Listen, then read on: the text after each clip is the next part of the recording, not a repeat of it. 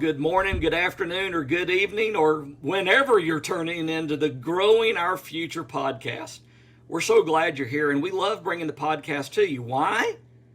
Because I tell people all the time in the world of agriculture, if it's taught me anything, if you want to know what the future is, grow it. Well, how do you grow it? You got to plant the right seeds. You got to take care of them.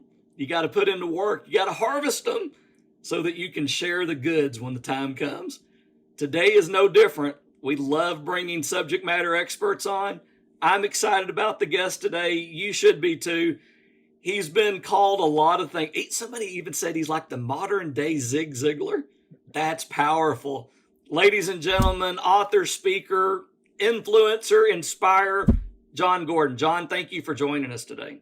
Aaron, great to be with you. And I would say, yeah, modern day Zig, as they say, but with a New York accent. Well, one of these days, whenever we meet, I'm kind of the Southern Danny DeVito. So I'm kind of giving you a hint there of kind of what my stature might be. So that's great. Seriously, though, thank you so much. I know that you have a busy schedule and, you could have chose a lot of different activities. But the fact that you chose to pour into our kids and our teachers, I just want you to know how much we appreciate it. I believe in what you're doing. I believe in your kids. And I love what you just said about growing the future. I wrote a book called The Seed, and you have to plant yourself where you are. And when you do, and you look for ways to serve and to lead and to make a difference, you will grow into the leader that you're meant to be. It's all about planting yourself. And we know that if we focus on the fruit of the tree and we ignore the root, what happens to that tree? It dies. But if we invest in that root and we make it our number one priority, and that's our kids, that's our culture, that's their leadership, that's their growth, and we invest in that, we will get a great supply of fruit. So I'm all about planting the seeds to experience a harvest later on. And the fruit in the lives of other people, especially our kids, they're our future, and we need to invest in them. You and I are going to get along just great. So one of the things that we like to say around our shop is this, that you've heard this before, that the essence of leadership is to plant trees under whose shade you may never sit. And to your point, when I have the opportunity to go out and make presentations and share about ag science education, the FFA, I like to use a quote by Abraham Lincoln. And Lincoln said that the philosophy of the schoolroom in one generation will be the philosophy of government in the next. Mm. So the reason that shows like this and folks like you are so important is because we want to give seeds of greatness to our young people that'll grow them into strong persons of character, resilient individuals that can one day lead and plant trees for those that'll follow in their footsteps. So again, thank you for joining us. Jon, every show we start off and we ask the same question to every guest. I don't think you're going to have a problem with this one. So you get the same question everybody else gets. What are you grateful for today? I am grateful for my wife, married 26 years in May 17th. I'm thankful for my daughter who is living in Austin now and speaking and doing this work and making a difference. She came to me a year ago and said she wanted to do this. I said, "You sure? You're terrified of speaking. You're afraid of getting on stage." She goes, "I know I am, but I feel like I'm called to do this. God is calling me." And so she stepped into it. And now she's been doing this, making a difference. She just spoke to 2,000 high school kids in Boston. She just spoke to Haynes Brand. She just worked with Harvard Athletics, teaching them about leadership. So I'm thankful for her and, of course, her health. And I'm thankful for my son. He graduates from Clemson coming up here in May 12th. And it's been a journey with him. He really struggled during COVID. And like a lot of kids really struggled. We brought him home for a year and he decided to go back to school to finish up, get his degree. So I'm really proud of his resilience and his overcoming and his really deciding to create his future and finish strong. So I'm proud of that. We're going to face difficulties. We're going to have challenges. People look at my life, they think, okay, you're a best-selling author. You've written all these best-selling books. You've sold millions of copies. So your life is perfect, right, Jon? No, of course not. I have faced a lot of adversity in my own life and also with my kids. And you're going to face adversity and challenges and tribulations, and you're going to get attacked. There's evil in this world and you're going to get attacked, and you have to be stronger than the evil that you face. You have to be stronger than all the negativity out there. You have to overcome your adversity with faith, with joy, with love, with purpose, with optimism and hope. And I've had to live that myself and then watch my family live it. So I'm really thankful that we're all here, that we're all still healthy, and that we're doing this work and making a difference. And my wife also has a podcast and is speaking now as well. So we seem to be a family of impactors. My wife's doing it, my daughter's doing it, I'm doing it. My son still thinks we're a little crazy, so he's not quite there yet, but maybe he'll join us someday. I got to tell you, you mentioned your son, and before we started, I was talking about taking my son on a college tour. He's just a sophomore, but we did go to Clemson, and I was so taken at Clemson. The culture around what we saw on the campus and the athletic program was inspiring. The titles of the roads, the words that you see plastered around. I was like, how could you not be inspired here? That is an incredible culture. I've worked with Clemson football now for 12 years. So Wow. I've worked with that program, leadership, teamwork, culture. I work with Dabo Sweeney. He's a Yeah. great friend of mine. We spent a lot of time talking. I've watched him build that program. I've seen that culture transform the university. I mean, they call it Dabonomics around Clemson because of all the investment in real estate, because of one leader who's optimistic, who believes in his team, who has a vision, who has purpose, who focuses on excellence. It's been incredible to see what Dabo has done with that team, with that program, and also with the university. And also as an ag school, it's an incredible school, great ag program. And I went to Cornell University. We had an Oh amazing yeah. ag program at Cornell Yes, as you well. did. So my roommate, my college freshman roommate was in the ag school. He didn't go to many classes freshman year, but he was in the ag school, and a lot of my friends were as well. So I know that well. And yeah, I'm glad you visited Clemson. It's a family atmosphere. A lot of people talk about, hey, we're a family, but then do they really act like a family? You go Mm. to Clemson, it really is a family. They do the things that make it a family. Well, my son snuck down on the soccer field on the pitch, and every school that we went to, he tried to get on the field and dribble juggle the ball. So we Yeah. got video of him on the field juggling the ball. It's the coolest thing. Oh, I love that. You said something else that I want to hone in on here a second ago. I was one day at a coffee shop where the old men gather to cuss and discuss what's wrong with our country, and they're drinking their coffee and they're talking about this world. And they said, Alejandro, they said, to put this country back on track, we got to get back to the basics. I said, okay, I'm listening.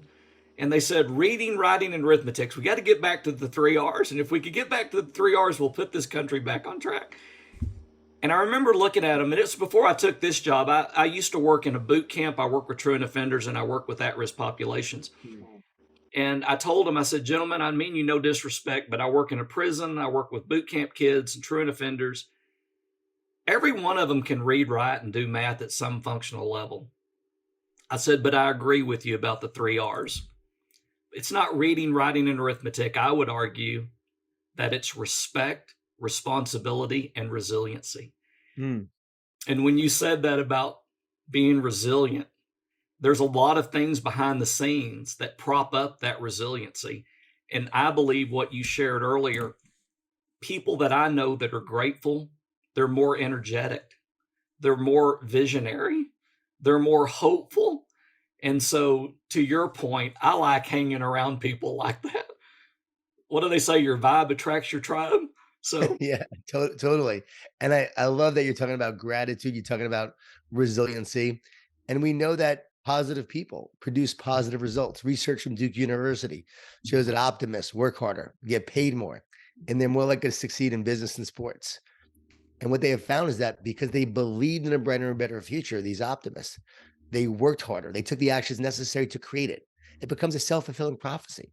So often, what we believe determines what we create. And the energy we put out there determines the quality of our life and also the quality of our relationships. I would add one more R to that you said, resiliency and respect. And I would add relationship. oh, Relationships are the foundation upon which winning teams are built, winning organizations, and we heal in relationship. We create from a standpoint of relationship and teamwork. And one of the things I do with a lot of leaders and organizations is I help them develop stronger teams, more connected teams, more committed teams, relationships where it's about we, not me. We become a society where everyone's focusing on me, and we got to get back to we. And here's what's great about focusing on we. The more we focus on helping others improve, we improve. When we help others get better, we get better. So often we think that the best growth strategy or self-growth strategy is to focus on the self. Actually, the greatest self-growth strategy of all is to help others grow. And when you're investing in others and you help others become great, guess what? You find the greatness within you. Because great leadership is not about you being great. It's about bringing out the greatness in other people. And it's about serving others, investing in others, developing a relationship with others. And here's why relationship's important. How can you lead someone if you don't know them? How Amen. can you motivate someone if you don't know what motivates them? And we know what Zig Ziglar said about motivation. He was told, hey, Zig, motivation doesn't last. And Zig would say, neither is bathing. It's why you got to do it every day. Well, guess what? You got to motivate yourself every day. You got to motivate and encourage others every day. And I love the word encourage. The word encourage means to put courage into. So when you're encouraging yourself, you're actually putting courage into yourself. And when you encourage others, you're putting courage into them. So great leaders encourage others and they believe in others more than those people believe in themselves. And I often say leadership is a transfer of belief. So we're talking gratitude. We're talking feeding yourself on a daily basis so that you can feed others. And so as you become more resilient, as you become more positive, as you become more hopeful, as you become happier, you're now feeding yourself, and then you become a light that could actually infuse energy into other people around you. I'm taking notes as we talk, so I'm just letting you know. And I'm not a one of these young people that can tap it into their phone. So I'm old school. I'm writing it down. So that was good stuff. There's a lot of people that know your brand. They know you. They know your work, and it's an incredible body of work, by the way. But for a younger audience that might not know Jon Gordon yet, you didn't just fall into that chair. something something tells me that there was a little bit of a journey or a pathway there. Would you mind just kind of taking us a little bit through your journey of how you became an author and a speaker and a trainer and influencer? Kind of walk us through what that looked like. What happened for me was I owned restaurants when I was 24 years old. I moved to Atlanta right after college and I was bartending, waiting tables. Eventually was able to buy this place next to where I was working. I met the owner and said, hey, would you ever sell this place? He goes, everything's for sale. I got some investors together and we bought it. I didn't grow up with a lot of money, but I was able to actually somehow, some way find a way to invest in this place. Made it successful. Eventually went to go work for a .com while I had the restaurant in the bar. And then thought I was going to make a fortune with the .com. But the .com industry crashed. This was all the way back in 99, 2000. And I lose my job. We had just moved to Jacksonville from Atlanta while I was working for the .com. Sold my restaurants.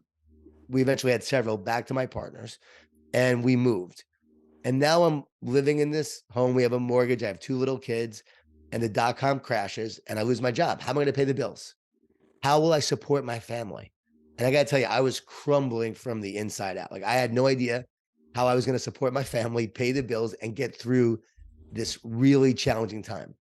They say you don't know God is all you need until God is all you got. And I'll tell you, that was my low moment because I was crumbling from the fear, pressure, the stress. I had so much anxiety. I remember thinking like, God, please help me. And I cried out. I said, what am I born to do? Why am I here?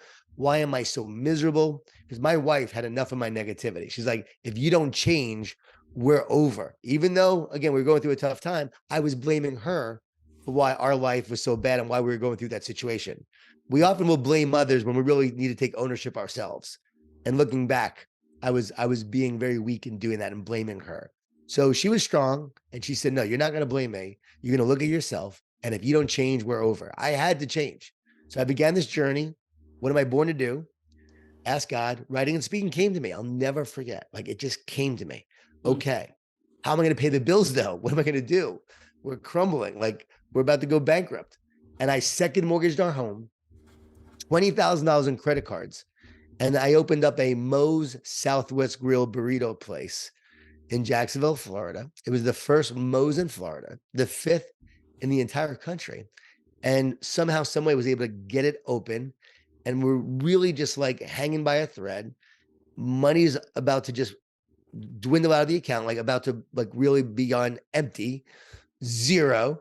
And somehow, some way, We start bringing in business starts to flow, but we're not making a lot of money, but just a little bit. We're like breaking even.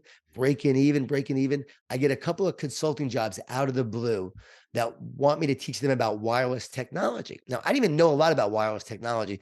I knew how to sell it. And they said, well, just help us sell it. Because this was during the .com, and they were doing mobile web development for mobile devices. So it was like on the forefront of everything. And I was teaching them how to do it. I sold the NFL on NFL wireless, on how to do mobile scores on wireless devices, and our technology helped them do that.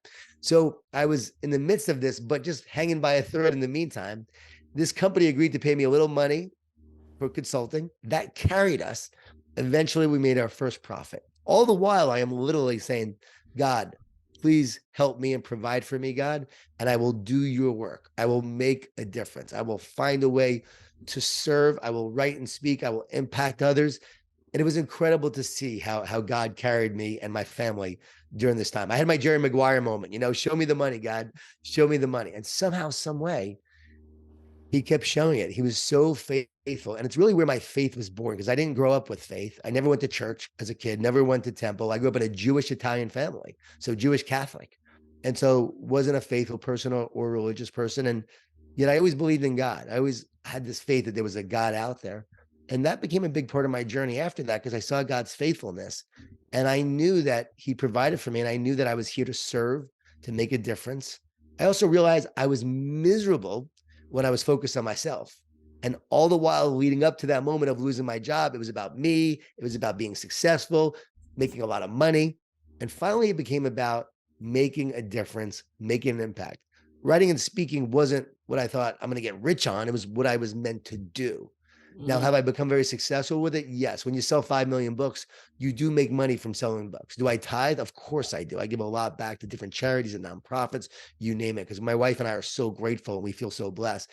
And we feel like that God is here to bless through us, right? So that's a big part of our journey. But I got to tell you, it was about serving others, making a difference.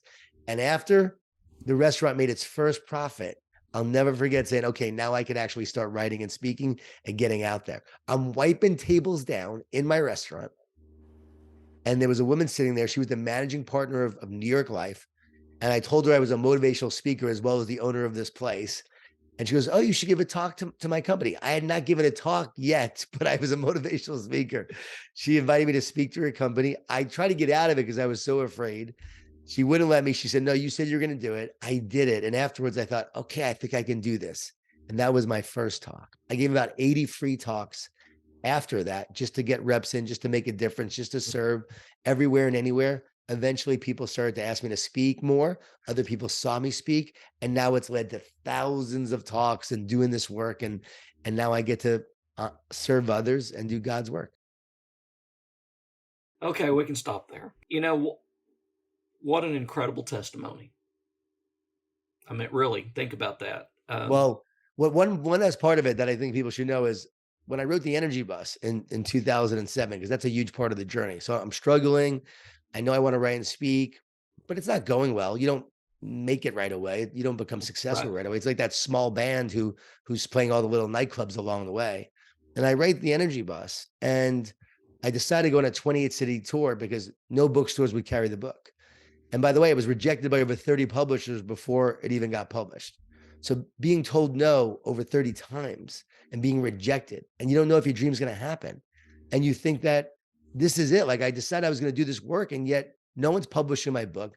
How am I going to do this work? I'm going to be a failure. I had all these thoughts, all these fears, all these doubts, and we always will have doubts and fears along the way. But I kept having this eternal hope and optimism that somehow, some way, it was going to happen. It was going to work out. And John Wiley agreed to publish the book. And then I went on this 28 city tour because no bookstores would carry it. So think about it. You have this dream of publishing a book, and finally you get a publisher, but now bookstores don't carry the book.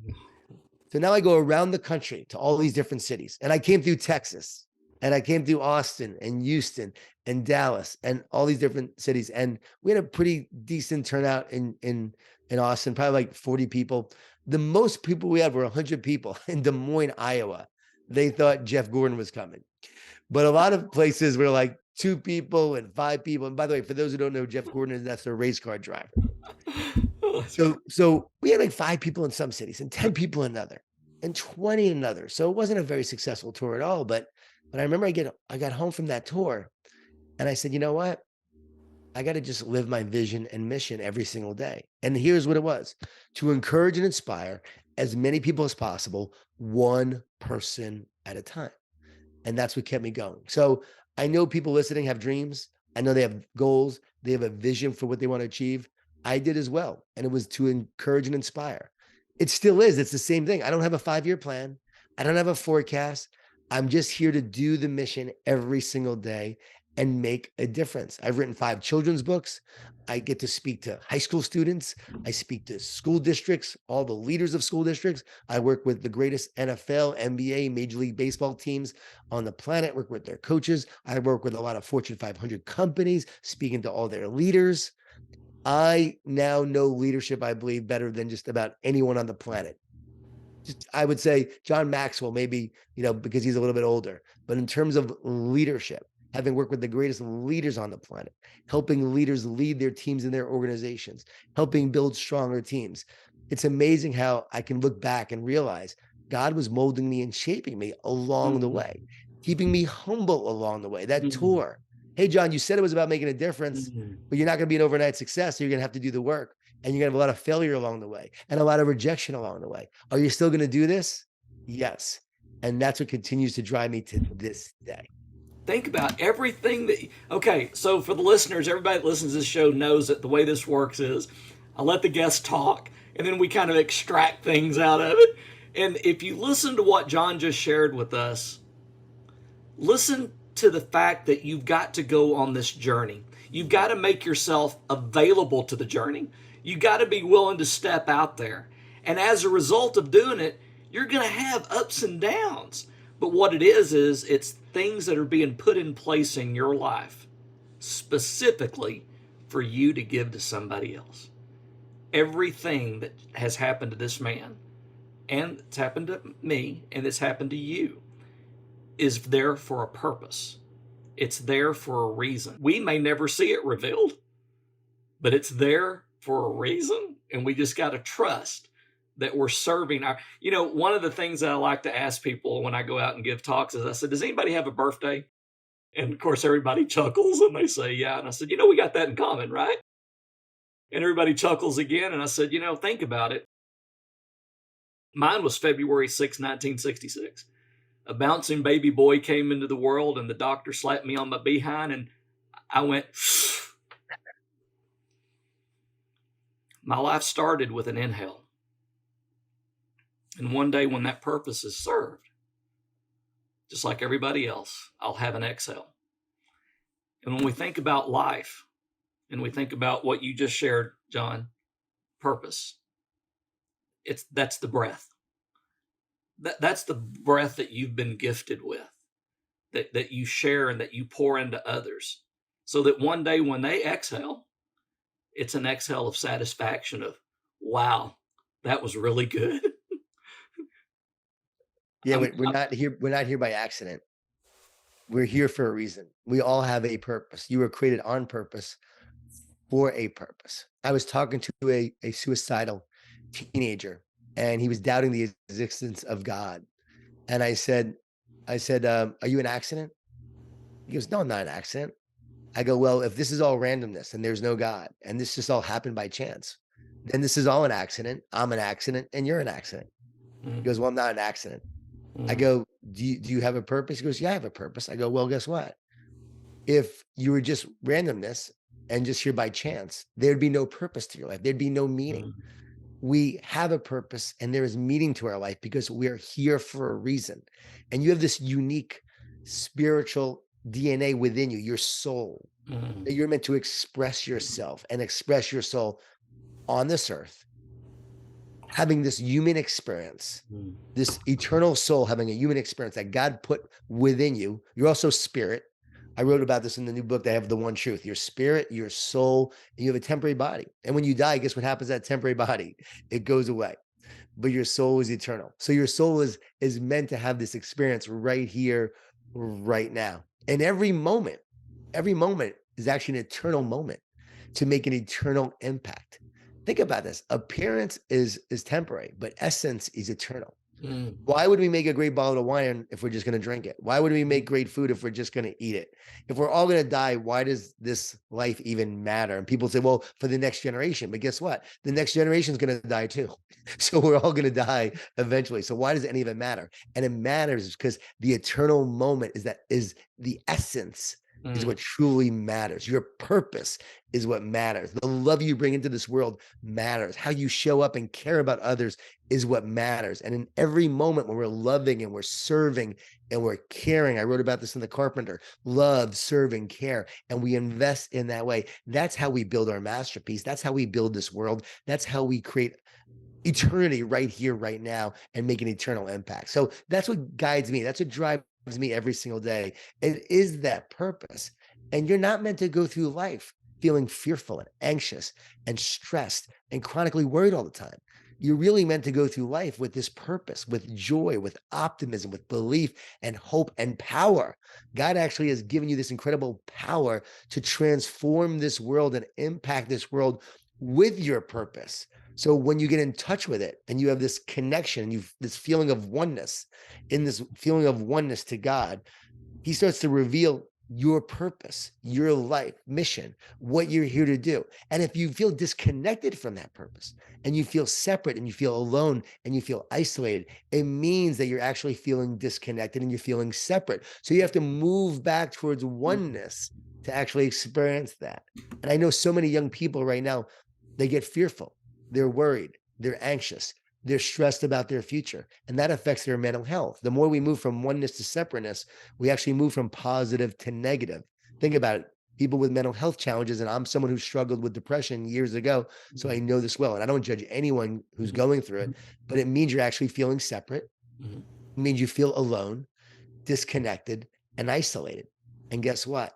That lets you know that I need to get back to oneness, to start to tap into my purpose, to tap into that love, to tap into that joy. And as you start living it, wow, you become a powerful force in this world to make a difference in this world.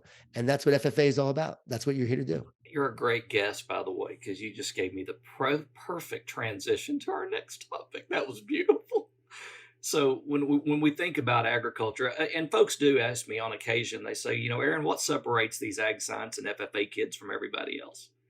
And I tell them about growing up at Boys Ranch up on the Texas Panhandle. And I remember my dorm parent one day gave me a sledgehammer and he told me to drive to the other side of the ranch and bust the water trough for the horses. And I remember telling Mr. Chandler, I said, I don't want to go. It's cold out there. I mean, the wind's blowing. It's a snowstorm. And I'll never forget him in his old country wisdom. He said, darling, do you get thirsty when it's cold? I said, yes, sir. He said, don't you think those horses get thirsty too? I said, yes, sir. I drove 5 miles that day and I busted the water trough for the horses. And now when people ask me, they say, Aaron, what separates these FFA and ag kids from everybody else? My answer is real simple. In the world of agriculture, if we don't do our job, something dies. If we don't show up, if we don't take care of it, it dies. And if it dies, an economy is going to die. A society will die. And so we put that value system into a young person, which they will translate into other things. And I think that's kind of where you were going and kind of where I want to go with my next topic here. I'll let you take a stab. Do you know how many high schools are in the state of Texas? Thousands? Yes, Has to be thousands. Yes. So there's over 3,000 high schools. Now think about that. Every one of them has a senior class. Every one of them is going to graduate this year. They're going to graduate kids. They're going to get out and they're going to be looking for a job, a scholarship, or an opportunity. And my question to the young people is, what's your competitive edge? What separates you from somebody else? There are going to be people out there that know who Zig Ziglar is, and they've read Zig books. They've read Tom Ziglar's book. They've read Jon Gordon's book. You know what? There's people out there, guess what? They've equipped themselves with something that could be a competitive edge. So I want to dive into that just a little bit along the lines of purpose. You've already talked about it, but let's go a little bit more into that. Why is it important for a young person to develop skill sets, to develop themselves? Number one, you've already said, because we need you to pour into other people. But go into that a little bit about why it's important to establish that competitive edge. Who you are determines how you lead. And when I'm looking to hire someone, I'm looking to hire someone who cares. They have competency, but they also care. Because in today's world, it seems like a lot of people don't care, but I know the FFA students, they care. And when you care about your work and you care about the earth and you care about excellence and you care about those animals and you care about everything that you're creating and producing and working on, when you're doing that, that care actually determines the quality of what you create. It determines the masterpiece that you're creating. I think about Donatello. In the 1500s, he received a 3-ton marble block of stone. And he inspected the stone. He saw all the flaws and all the cracks. And he said, send it back to the UPS drivers of the day. I'm not going to use this. And the UPS drivers of the day were like, we can't take it back. It's 3 tons. They had an idea. Michelangelo lived down the street. They said, let's bring it to him. He was known to be absent-minded, so he would never remember he ordered the stone. So they brought it to him. He inspected the stone. He saw all the flaws and all the cracks, but he decided to do something with it. He thought it'd be a great challenge to his craftsmanship to see what he can build. And out of that 3-ton marble block of stone, he would go on to create the statue of David, one of the greatest, most valuable art treasures in the world. Think about it, flaws, mistakes, and cracks. And yet he built a masterpiece with it. Why? Because he cared more. And so when you care more, you put your heart, your soul, your spirit, and your passion into what you're building, what you're creating. And that goes to competency, that goes to technical skills as well. When you develop a skill set, that's a skill set that you've invested in that now you can use to benefit others and to solve problems. Here's the deal. We live in a world of problems. And if you can solve problems and provide solutions, you will always be valuable. You will always have a job. If you make other people's life easier, you will always have a business or a product and a job, because we want to make our lives easier and better, and we want to solve problems. Well, when you have the technical skills that solve problems, that is the key. And guess what? I imagine agriculture, there's a lot of problems that need to be solved. There's a lot of work that needs to be done, and there's a lot of expertise that is needed. And so when you're looking to hire someone, you want someone with competency and someone who cares. Real quick, just because you opened up the door, I just want to say one quick thing about agriculture because it's very important and you speak to a lot of people, so I want to make sure that's on your radar screen. It's hard to imagine, maybe for us, but to think that maybe in the next 25 years, we're going to need 65 to 70% more food than we have today. There's not going to be 65 to 70% more land. There's not going to be 65 to 70% more water. The challenges of this world that are coming are not going to be geopolitical of religion and who's got the bigger guns. They're going to come down to who can feed people. And, Wayne Gretzky, when they asked Gretzky about, what makes you such a great hockey player, most players skate to where the puck is. I skate to where the puck is going. Right.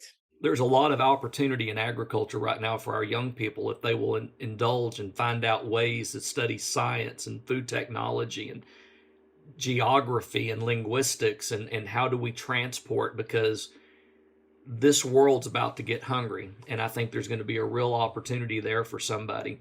And to your point, when you think about that, I don't know if there's anything more noble than to think that I help feed somebody. Oh yeah. And I think about the soil and I think about earth. We're meant to be connected to the earth, to soil. And just as a tree is meant to be connected to that soil to grow, we're meant to be connected, right? I believe spiritually to God and then connected to the earth. Like it's God and then the earth. Two key things for our growth and our life. And I think so many are disconnected. Too many also don't appreciate agriculture. They don't realize all that goes into it. And all that food that you see is provided by someone who worked to cultivate it, to farm it, and also created solutions and dealt with issues and all sorts of problems that we can't even imagine. And like you said, what's coming into the future? I believe young people need to have vision and need to have purpose. When you know your why, you'll know the way, and you won't obstacles get in the way. And we don't get burned out because of what we do. We get burned out because we forget why we do it. So when you remember your why and you remember your vision and you have your purpose and your mission, that will continue to propel you forward towards what you want to create. So I tell young people all the time, think about your vision, think about your purpose. And by the way, it's okay to change it. It's okay to get a new vision and a new purpose. What you want today may change from what you want in the future. But guess what? Start thinking about what you want now. And every day you should be asking, what do I truly want? What is it that I want to build? What is it that I want to create? What do I see myself doing in the future? What do I love? What energizes me? Don't get worried about it. Get excited about it, because life is full of opportunities. It's full of moments where you'll have one moment that could change your life forever. Right. And That's be right. open to those moments that come your way. Be open to the teachers. Be open to the teachers that come your way, that will guide you and mentor you and show you, because a teacher that comes your way can change the course of your life. And I've had several people that have changed the course of my life. And I know I've been that for people along the way. It's so funny because my books have been out since 2007 now. So I'll have people who tell me, hey, I read your book in ninth grade, and now they're in their 20s. Or I read your book when I was 18 at college, Texas A&M or somewhere. And they'll say, and now, I'm using it for my company where they're 35 years old. So it's wild. So as you said earlier, the books you read, how you invest in your knowledge and your growth and your wisdom will propel you in your leadership and your success and your career in the future. I know that so many sports teams read my books in high school and college. Those young people are at a huge advantage because they're learning the leadership principles that the greatest companies on the earth that are using my books as well. They're using them and learning them at a younger age. So by the time they get to these companies, they're way ahead of the game. They understand the principles. They know the practices. They know the values. They know why this works from a leadership perspective, why it works from a team building perspective, or the mindset perspective. And from there, they're at a huge advantage. So going back to your competency in learning, I want to encourage everyone, read books. Doesn't have to be my books. Read books that will help you grow. Those books and the people you meet along the way and the teachers you meet will actually be the greatest influencers in the course of your life. Everybody, pause for a second and reflect on what Jon just said. Please, here's the reason why. There's an old saying that goes like this: in life, we will do the only thing we know how to do. Unless we learn something new, guess what we're going to do? We're going to default to the only thing we know. And to Jon's point, if you put into your core of listening, and by the way, when we say listening, we mean with our ears and our eyes. So pay attention, listen, look for opportunities, read. A good leader is a good reader. Read. Because what you're doing is you're pouring into yourself and you're giving yourself new skill sets. The fact that you're listening to the podcast, there's a lot of your peers that aren't listening. Guess what? You're gaining a competitive edge. You may be inspired to find purpose. There's so many things here that we hope come from bringing guests on like you, Jon, because that's what this is all about. If you want to know what the future is, grow it. And that's what we're trying to do, is grow a better place for our families to live, work, and raise their children at the end of the day. Jon, we got to get ready to wrap up here, but I'm going to kind of give you a speed round here. 3 leadership tips. Tell them, young people, here are 3 tips to be an effective leader. What are they? 1, talk to yourself. Don't listen to yourself. Again, you have to feed yourself every day. You're going to have negative thoughts that come in all the time. Don't listen to the lies that they tell. Don't listen to what they say in terms of you can't do it, you're not enough, your future's hopeless. You talk to yourself every day with words of encouragement, words of belief, words of power. And you have to overcome that negativity with this powerful belief that allows you to move forward. That's essential for feeding yourself with optimism and belief.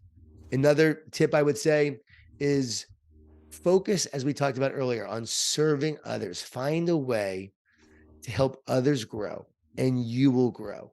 Don't ask, what can people do for me? Find what you can do for others to help them get better and help them grow. Like coach them, mentor them, guide them, and they will get better along the way. And then negativity. Too often we allow negativity to sabotage our teams, our organizations. And as a leader, we have to address the negativity that exists. A positive leader doesn't attack people, but they attack problems. And by the way, they're demanding, but just not demeaning. So it's key as you're leading others to practice accountability and hold people accountable. So accountability for yourself and then holding people accountable, but you love them along the way. So I call it love tough instead of tough love. One of the keys to leadership, you love people, you support them and you encourage them, but you challenge them and you hold them accountable to your culture, your values, your principles, and the standards. So with your club, your organization, your team, your family, you have certain standards. This is how we do things here. and you hold people accountable to those standards. So if they're messing up or they're not living up to them, you talk to them about it, but love them, encourage them, and support them along the way, because that builds the relationship. And when you do that, they're going to want to listen to you. Would you be open to people's feedback if you knew they had your best interest at heart? Of course you would. And so that's the key for you. Let them know you have their best interest at heart. You're there for them. You earn the right to love and support, and building that relationship to now challenge them along the way. My hand's getting sore, taking all these great notes. So I just can't thank you enough for your willingness to share. Um, when earlier you were telling me about your daughter and your wife, and maybe your son will ultimately maybe venturing out into this world of presentation and speaking, coaching, encouraging. Mike Rowe, the Dirty Jobs guy, was on the show, and Mike Rowe talked about he's a broadcaster, and he goes, Aaron, that's an agricultural term, because farmers, that's what they used to do, was broadcast. That's where it came from, broadcasting seeds. Oh, wow. And so when I thought about what you shared with your family, I thought, how incredible is that y'all are a family of broadcasters, and you're broadcasting hope and encouragement and empowerment. So anyway, I would say we are seed planters as well. We're here to plant seeds, how we talked about in the beginning of this podcast, which I think is amazing, full circle. We are here to plant seeds. People like Zig Ziglar, he showed us the way. He made a difference in your life. He impacted you. He made an impact in my life. I'll never forget meeting him. And he was at a talk I was giving. He was in the front row. I ran over, I said, Zig, one of the big goals of my life is to meet you. He said, John, you need to have bigger goals. Still sharp after all these years. And while I'm speaking, he was taking notes. 82 years old. He's taking notes because he was a lifelong learner, still learning, still growing, still striving to get better. And he really taught me a lot that day just by his example. So he was always about planting seeds in others. And now we're doing the same. We're here to plant seeds. And I know all these young leaders, they're going to be the people who plant seeds for our future. They're going to leave a legacy in the life of others. So a life touches a life that touches a life. I always say the genius is in the audience. It's not you and I, Aaron. We're not the geniuses. The genius are the people who are listening. It's those young people listening. And wow, what are they going to do with what we said? And if we can unleash the genius in them, the impact they're going to make is going to be unbelievable. I have so much hope. When I get around FFA kids, I have so much hope because I see incredible leadership, amazing character, unbelievable integrity. And that's what ultimately leads to success. By the way, integrity comes from the word integer, which means whole and complete. So when you have integrity, you are whole and complete. Whereas a leader who has a lack of integrity has gaps in their character. They are separate. So the more you are whole, the more you are one, the more powerful you become. The more separate you feel, the weaker you become. So the young people listen, just keep on focusing on your character, your integrity, your wholeness. And the more you do, you're going to lead in an amazing and powerful way. All right, John, you've been an incredible guest. You do get one last question. Every guest gets one last fun question. So here's your fun question. What's the best concert you've ever been to? The best concert I've ever been to. A recent one, I don't know if it was the best one, but I got to share a recent one, was Greta Van Fleet, which is a hot new band that a lot of young people like. Wow. And they were just getting going. Wow. And they were playing in Hawaii because I was there speaking to In-N-Out Burger. And so I was speaking to all the leaders of In-N-Out Burger, and they had their big meeting in Hawaii, and they had the band come in and play for everyone. And they were just getting going. And now they're like, rock stars. They're unbelievable. Yeah. But Greta Van Fleet was an amazing concert that I was listening to. That was pretty epic. Well, they compare him to Zeppelin, I think, a lot. Yeah. Well, yeah. His voice. And that's me. I'm an old classic rock. Oh, yeah. So, man, that's great. Well, I mean, we've had a whole spectrum on here. I've got folks that have gone everything from heavy metal to Pitbull to King George Strait. Now we've got a whole other, we got the coffee shop and Greta Van Fleet. I mean, this is awesome. So thank you for sharing that with us. John, it was an honor. And I mean that in the most humble terms. A friend of mine once said, he goes, Aaron, his name's Cleo Franklin. And Cleo said his grandfather told him, he said, boy, don't ever speak on the obvious. and game recognizes game. And I just got to tell you, your reputation preceded you, and you lived up to everything that I thought this interview would be. And I very much appreciate your willingness to join us.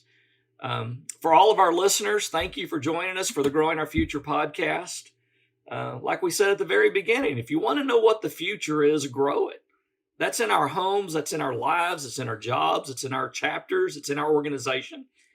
You got to seek out the right seeds. You got to plant them. You got to weed out the bad stuff. And then you got to harvest, and then you got to share. And there's nothing, it's about serving others. Until our paths cross again, go out and do something great for somebody, and just continue to make this world a better place to live, work, and raise our families. Jon, thank you for joining us. Aaron, thank you. And just thanks for all that you do. You're an amazing leader, a great podcast host, and an impactor, influencer. And so I really admire you, and I just learned a lot from you as well, and can't wait for people to listen to this. And I hope they share with all their friends and also their kids so that more people can learn about what we talked about today. Thank you. Everybody go out and do something wonderful. You were born for it. Thank you.